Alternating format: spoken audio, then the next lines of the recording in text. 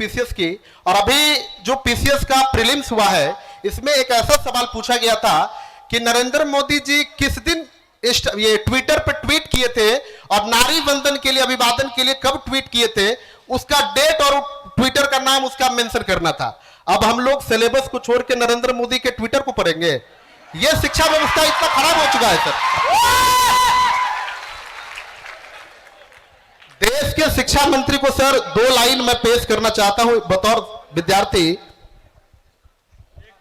अभी melody chocolate का पूरा प्रचार कर रहे थे वो, तो मेलोडी कई अंदाज में है कि मेलोडी है चॉकलेटी, हो मेलोडी है चॉकलेटी, मेलोडी है चॉकलेटी, करते हैं वो जिक्र देश की ना फिक्र, मोदी जी बेफिक्र, वो देश की ना फिक्र, मोदी जी बेफिक्र, शिक्षा की ना फिक्र, धर्मेंद्र जी बेफिक्र। बहुत बहुत धन्यवाद सर। डिसिप्लिन तो आपको भी मेंटेन करना पड़ेगा brother. Good afternoon sir. Good afternoon. मेरा नाम कायनात है और मैं कक्षा 10 की छात्रा हूँ। क्या कहना बेटा? मेरा आपसे ये सवाल है कि हमारे राज्य बिहार में अभी भी इंसान नंबर देख के चयनित करते हैं, जबकि हमारे एजुकेशन सिस्टम में ये होना चाहिए कि इंसान को कॉन्सेप्ट समझाया जाए, रियल लाइफ में उसका प्रैक्टिकल किया जाए, जबकि हमारे इसमें नंबर्स सब कुछ नंबर्स ही हैं। और साथ ही साथ हमारे एजुकेशन सिस्टम में डिजिटल चीज को लेकर कुछ बात ही नहीं होती, जैसे कम्युनिकेशन। हमारे बिहार बोर्ड का बच्चा बोल नहीं पाता है, कम्युनिकेशन का दिक्कत है, थिंकिंग का दिक्कत है, ये सभी चीज। और इसी कारण से हम लोग सिर्फ 5 एग्जाम देने के लिए प्रेशराइज होते हैं, जैसा कि राहुल गांधी जी ने कहा। तो ऐसा हमारा एजुकेशन सिस्टम क्यों है? हम लोग इसके लिए और क्या कर सकते हैं कि हम लोगों को और भी, जैसे हम बाहर फॉरेन में जाके जॉब करें, उसके लिए हमें इंग्लिश चाहिए, हमें डिजिटल नॉलेज चाहिए, पर इस पर हमारी कोई सरकार काम ही नहीं करती है बिहार बोर्ड के बच्चों के लिए। बिल्कुल काना, बहुत अच्छा सवाल है। बिटिया की आवाज पर अगर एक जगह भी सुधार होता है तो समझ लो वो बहुत बड़ी शुरुआत होती है। क्रांति एक दिन में पूरी दुनिया में नहीं आती है। क्रांति के लिए कोई एक महात्मा गांधी अकेला उठ के खड़ा होता है और पूरा हिंदुस्तान उसके पीछे चल पड़ता है।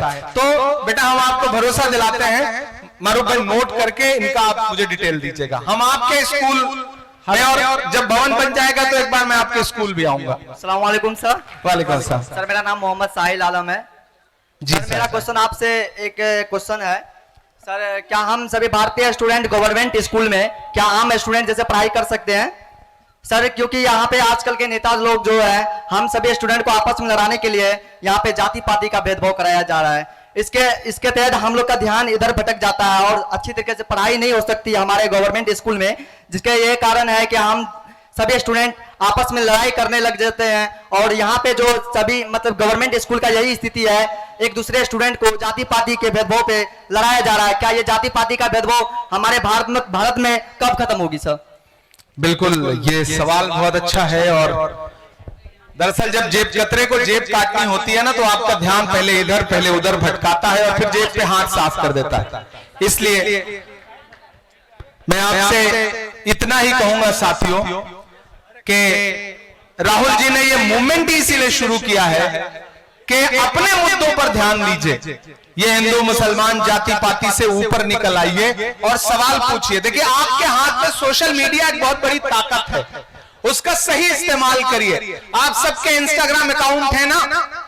हैं? इंस्टाग्राम अकाउंट है तो आप अपने विद्यालय या अपने गांव, अपने आसपास एजुकेशन से जुड़ी हुई चीजों पर कोई एक सुझाव छात्रों की गूंज हैशटैग के साथ अपने सोशल मीडिया पे पोस्ट करिए। हम उसको आगे तक पहुंचाने की कोशिश करेंगे। ये जरूर करिए, इंस्टाग्राम पे, फेसबुक पे बस हैशटैग यूज करिए, छात्रों की गूंज, और अपने डिस्ट्रिक्ट का नाम जरूर डालिए। हम उसको पहुंचाने की कोशिश करेंगे। नमस्ते सर। देखिए ये आखिरी सवाल है, इनके बाद एक बिटिया से एक सवाल लेंगे, क्योंकि महिलाओं से शुरू हुआ था, महिलाओं पे ही खत्म करेंगे, छात्राओं से ही शुरू हुआ था। जी आपका सवाल। सबसे पहले सर बहुत बहुत धन्यवाद आपको। चूंकि छात्रों की बात करने के लिए देश में कोई पार्टी या संसद या कोई नेता तैयार नहीं होते हैं। आप इस विजन के साथ और कांग्रेस पार्टी इस विजन के साथ कार्य कर रही है, इसके लिए कांग्रेस पार्टी और आपको तहे दिल से मैं शुक्रिया अदा करता हूं सबसे पहले। और चूंकि आप शायर हैं, अपनी बात शायरी के अंदाज में रखते हैं, तो सीमांचल के तरफ से आपको धन्यवाद ज्ञापन करते हुए 2 लफ्ज मैं आपके लिए रखता हूं कि लफ्जों के जादूगर हो, आवाज में तूफान है, शायरी से दिल जीतते हो, संसद में पहचान है, आम आवाम की आवाज बनकर आप संसद तक पहुंचे, आपका नाम इमरान है और आप हम सबके इमरान हो। Thank you. इसके अलावा सर हमारा सवाल है कि मैं सिविल सर्विस की तैयारी भी करता हूं, स्टेट पीसीएस की, और अभी जो पीसीएस का प्रीलिम्स हुआ है इसमें एक ऐसा सवाल पूछा गया था कि नरेंद्र मोदी जी किस दिन ये ट्विटर पर ट्वीट किए थे और नारी वंदन के लिए, अभिवादन के लिए कब ट्वीट किए थे, उसका डेट और ट्विटर का नाम उसका मेंशन करना था। अब हम लोग सिलेबस को छोड़ के नरेंद्र मोदी के ट्विटर को पढ़ेंगे? यह शिक्षा व्यवस्था इतना खराब हो चुका है सर। देश के शिक्षा मंत्री को सर 2 लाइन में पेश करना चाहता हूं बतौर विद्यार्थी। अभी मेलोडी चॉकलेट का पूरा प्रचार कर रहे थे वो, तो मेलोडी के अंदाज में है कि मेलोडी है चॉकलेटी, हो मेलोडी है चॉकलेटी, मेलोडी है चॉकलेटी, करते हैं वो जिक्र देश की ना फिक्र, मोदी जी बेफिक्र, वो देश की ना फिक्र, मोदी जी बेफिक्र, शिक्षा की ना फिक्र, धर्मेंद्र जी बेफिक्र। बहुत बहुत धन्यवाद सर। देखिए, एक तो मैं मारूफ अली और इनकी पूरी टीम को इस बात के लिए बधाई दूंगा कि अगर आज आपने इस कार्यक्रम को आयोजित ना किया होता, मुझे ना बुलाया होता, तो इतने अच्छे अच्छे टैलेंट से मेरी मुलाकात कैसे होती। तो ये एक बहुत शानदार टैलेंट, इनके लिए जोरदार ताली बजाइए। और बिल्कुल हम किसी नेता के ट्विटर हैंडल से सर, मेरा नाम तस्किन फातिमा। सर मेरा क्वेश्चन ये है कि इंजीनियरिंग और मेडिकल कॉलेज का फीस 10 to 15 लाख है और हमारा जो मतलब लोन इंटरेस्ट जो मिल रहा है 11 to 12% इंटरेस्ट मिल रहा है, ठीक। एक मिडिल क्लास स्टूडेंट का क्या होगा? उसकी सब्सिडी क्यों नहीं बढ़ रही है अब तक? एक मिडिल क्लास कैसे बढ़ेगा? जो एफर्ट्स नहीं कर पाता है उसका क्या होगा? जैसे एक हम मिडिल क्लास फैमिली से बिलोंग करते हैं, मेरा क्या होगा? बहुत अच्छा सवाल है। इन्हीं सब सवालों को लेने के लिए और इनका हल तलाशने के लिए बेटा हम भी आपके बीच में आए हैं। आपकी परेशानियां आपके बीच में आके समझ में आ रही हैं कि कितनी बड़ी हैं। चाहे वो इंजीनियरिंग हो, चाहे वो मेडिकल हो, इतना महंगा है कि इस देश का गरीब आदमी, इस देश का आम परिवार अपने बच्चों को डॉक्टर और इंजीनियर बनाने का सपना भी देखना उसके लिए बहुत मुश्किल काम है। और जो सरकारी सीट्स हैं वो इतनी कम है कि बच्चों को जगह ही नहीं मिल सकती है। इसलिए भी सरकार पे इस चीज के लिए दबाव बनाने हैं कि अगर मेडिकल कॉलेजेस सरकारी ज्यादा खुलेंगे तो शायद ज्यादा सीटें जनरेट हो सकती हैं और थोड़ी फीस कम हो सकती है। मुद्दा आपका बहुत अच्छा है, सवाल आपका सरकार तक, देश की पार्लियामेंट तक पहुंचाने का मैं काम करूंगा। इसमें कोई दो राय नहीं है। एजुकेशन इतना महंगा है कि इस देश का गरीब आदमी आसानी से अपने बच्चों को डॉक्टर और इंजीनियर नहीं बढ़ा सकता है। लेकिन आप हौसला रखो, कोई ना कोई रास्ता जरूर निकलेगा। हम सरकारों को मजबूर करेंगे। Good afternoon sir. आपका नंबर आएगा ना, जिनका नंबर है, थोड़ा डिसिप्लिन तो आपको भी मेंटेन करना पड़ेगा brother. Good afternoon sir. Good afternoon. मेरा नाम कायनात है और मैं कक्षा 10 की छात्रा हूँ। क्या कहना बेटा? मेरा आपसे ये सवाल है कि हमारे राज्य बिहार में अभी भी इंसान नंबर देख के चयनित करते हैं, जबकि हमारे एजुकेशन सिस्टम में ये होना चाहिए कि इंसान को कॉन्सेप्ट समझाया जाए, रियल लाइफ में उसका प्रैक्टिकल किया जाए, जबकि हमारे इसमें नंबर्स सब कुछ नंबर्स ही हैं। और साथ ही साथ हमारे एजुकेशन सिस्टम में डिजिटल चीज को लेकर कुछ बात ही नहीं होती, जैसे कम्युनिकेशन। हमारे बिहार बोर्ड का बच्चा बोल नहीं पाता है, कम्युनिकेशन का दिक्कत है, थिंकिंग का दिक्कत है, ये सभी चीज। और इसी कारण से हम लोग सिर्फ 5 एग्जाम देने के लिए प्रेशराइज होते हैं, जैसा कि राहुल गांधी जी ने कहा। तो ऐसा हमारा एजुकेशन सिस्टम क्यों है?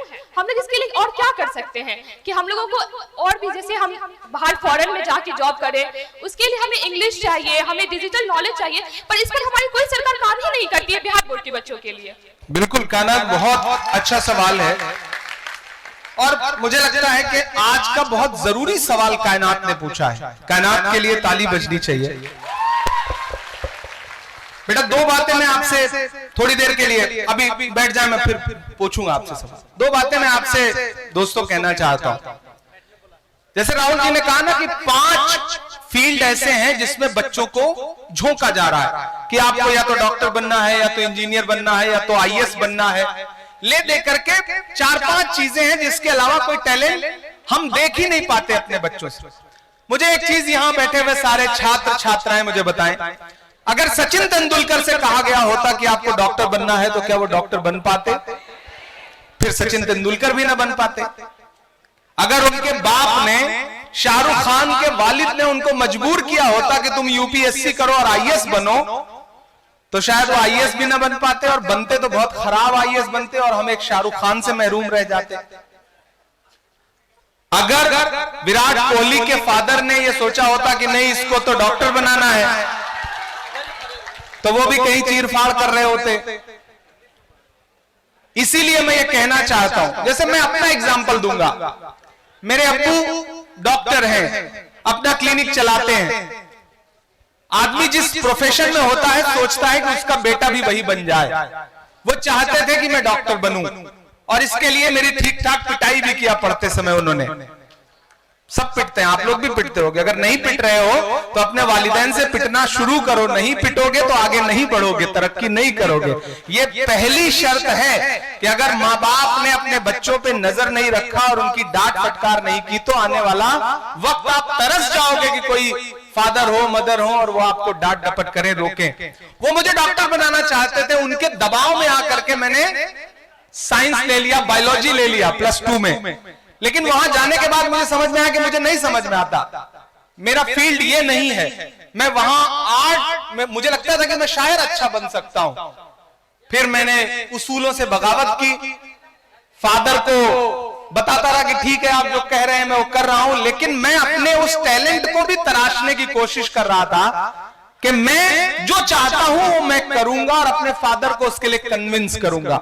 मैंने किसी तरह से +2 पास किया, इंटरमीडिएट पास किया, फर्स्ट क्लास था, पढ़ने में ठीक था, हाई स्कूल। फिर +2 करने के बाद मैंने अपने अब्बू को बिना बताए हुए इलाहाबाद यूनिवर्सिटी का एंट्रेंस का एग्जाम आर्ट से ग्रेजुएशन करने के लिए एंट्रेंस दिया, और एंट्रेंस में जब पास हो गया तब मैंने उनको बताया कि मैं इलाहाबाद यूनिवर्सिटी में मुझे एडमिशन मिलने जा रहा है, मैं पास हो गया हूं। उसको पूरब का ऑक्सफोर्ड कहा जाता है। आपको जान के हैरत होगी कि दुनिया के माँ बाप खुश होंगे कि आपको एडमिशन मिलने जा रहा है, वो बिल्कुल भी खुश नहीं हुए। उनको लगा कि ये तुम क्या कर रहे हो। अम्मी अमूमन इस मामलों में सबकी मदद करती हैं। मैंने अम्मी को समझाया कि मैं ये बनना चाहता हूं, अब्बा जबरदस्ती ये बनाना चाहते हैं, ये मेरे बस का नहीं है। और फाइनली 3 इडियट तो आपने देखी है, तो फरहान की तरह समझाइए अपने वालिदैन को। समझाया, कुछ तो वो मजबूर हो गए, कुछ फाइनली मान ही लिया उन्होंने। और आज मैं सोचता हूं कि अगर मैं इमरान प्रतापगढ़ी बनने के सफर पर ना निकला होता, तो शायद आज भी कहीं यूपीएससी की तैयारी कर रहा होता और ये परवाह कर रहा होता कि पता नहीं मेरा तीसरा अटेम्प्ट खाली जाएगा, बन पाऊंगा या नहीं बन पाऊंगा। और अगर वो ना बना होता तो आज देश की पार्लियामेंट में भी नहीं होता। तो अपने अंदर के टैलेंट को पहचानो, उसके लिए जितनी कोशिश कर सकते हो करो। सरकारें बिल्कुल इस दिशा में सोचती ही नहीं। हमारा पूरा एजुकेशन सिस्टम इस लायक नहीं है कि वो बच्चों को ये बता सके कि तुम्हारे अंदर ये टैलेंट है और तुम्हें ये करना है। इसलिए मेरी बहनों, मेरे भाइयों, साथियों, दोस्तों, जितने स्टूडेंट्स हैं यहाँ, सबसे मैं ये कहूंगा कि जो करना चाहते हो वो करो, पहचानो अपना टैलेंट और दुनिया घूमो, दुनिया देखो। मैं बहुत कुछ इसलिए सीख पाया क्योंकि मैंने दुनिया देखा।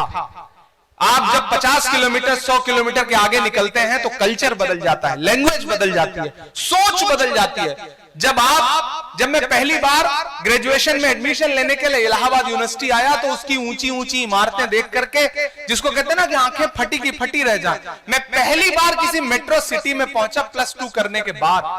तब समझ में आया कि दुनिया क्या है। मुझे याद है कि मेरे वालिद साहब गांव के हैं, तो वो नहीं चाहते थे कि घर में टीवी नहीं था, वो जीन्स नहीं, जीन्स उनको लगता था कि जीन्स पहनने वाले लड़के तो खराब होते हैं, तो उन्होंने कभी जीन्स नहीं पहनने दिया था। तो वहां आने के बाद पहली बार जीन्स खरीदी, तो समझ में आया कि दुनिया कितनी अलग है। इसलिए एजुकेशन सिस्टम तो ऐसा है नहीं, उसे सुधारने की कोशिश करेंगे। लेकिन आपसे भी गुजारिश है, आप बिहार के लोग हैं, इस देश की ब्यूरोक्रेसी में बिहार के लोग भरे पड़े हैं, उनमें हिम्मत है तभी तो वो यूपीएससी क्रैक कर रहे हैं ना। इसलिए मैं आप सबसे भी गुजारिश करूंगा कि जो करना चाहते हो, अगर वैभव सूर्यवंशी से कहा जाता कि बेटा तुम आईएएस बनो, तो शायद वो क्रिकेटर भी ना बन पाता और आईएएस भी ना बन पाता। इसलिए अपने अंदर के टैलेंट को पहचानो और वालिद को उनके कन्विंस करो। ये तो वायरल होने का जमाना है, आपके आर्ट का कोई एक 10 सेकंड का 20 सेकंड का वीडियो वायरल होता है और एक दिन में आपको मिलियन लोग जान लेते हैं, दुनिया पहचान लेती है। और यहां अपने क्लिनिक में बैठ करके पूरी जिंदगी जो डॉक्टर साहब दवाई दे रहे हैं उनको कोई नहीं पहचान पाता।